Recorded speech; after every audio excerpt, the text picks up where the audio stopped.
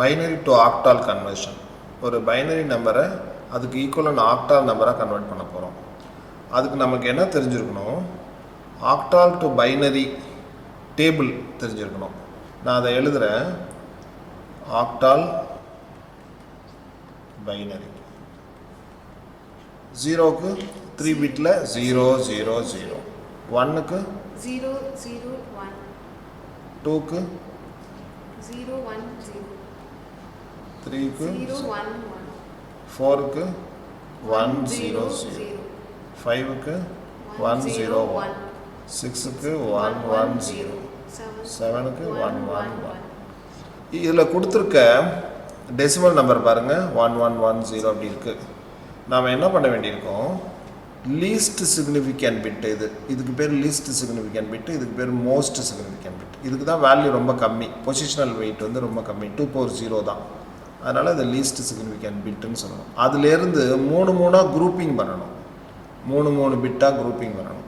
இது பாருங்கள், ஃபஸ்ட்டு 3 இருக்குல்ல, அதை இங்கே எழுதியிருக்கோம். அடுத்த 3 இருக்குல்ல, அதை இங்கே எழுதியிருக்கோம். அடுத்த 3 1 1 0ன்னு இருக்குது, அந்த 1 1 0 இங்கே எழுதியிருக்கோம். 3 குரூப் பண்ணும்போது லீஸ்ட் சிக்னிஃபிகண்ட் பிட்லேருந்து 9 பிட்டை குரூப் பண்ணிட்டோம். கடைசியாக 1 இருக்குது, இதை 1 வந்து 3 குரூப் பண்ணணும். இதுக்கு அப்போது ப்ரீஃபிக்ஸாக 2 0 போட்டோம். அதனால் அதோட வேல்யூ மாறாதில்ல, நம்ம அது மாதிரி அட்ஜஸ்ட் பண்ணி 0 போட்டுக்கலாம்.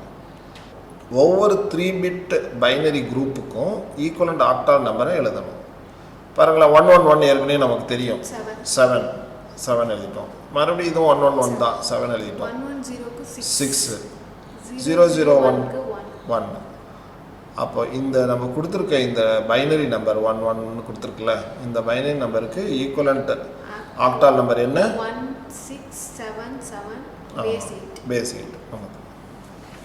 அப்போ பைனரி டு ஆக்டால் கன்வர்ஷன்னா என்ன பண்ணணும், லீஸ்ட் சிக்னிஃபிகண்ட்லேருந்து 3 பிட்டாக குரூப் பண்ணிக்கிட்டே வரணும். ஒவ்வொரு குரூப்புக்கும் ஈக்குவலண்ட் ஆக்டால் நம்பரை சப்ஸ்டியூட் பண்ணிடணும்.